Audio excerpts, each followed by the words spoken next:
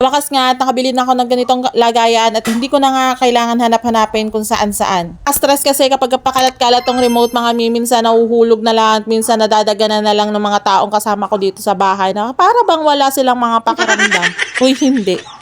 Nakita ko kasi ito mga mi sa FYP ko kaya naman nag-check out na ako ng dalawa agad nitong remote holder mga mi. Pero na nga rin siya kasamang adhesive mga mi kaya hindi naman kayo mahihirapan idikit ito mga mi. Pero bago yan mga mi, kailangan punasan nyo muna yung pader na pagdidikitan nyo mga mi para mas lalo siyang makapit. So after ko nga siya mapunasan mga mi, so papakita ko nga sa inyo kung paano nga itanggalin tong adhesive mga mi. So ganyan lang siya mga mi. So tutuklapin nyo lang yan tapos ididikit nyo na siya mga mi. O diba nabubulol naman ang babae.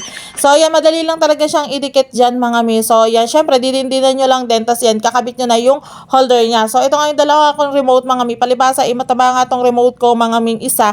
Kaya hindi siya nagkasya. Ang ginawa ko mga mi ay binaliktad ko na lang yung isang remote. Pero okay naman siya mga mi. At least hindi na siya makalat.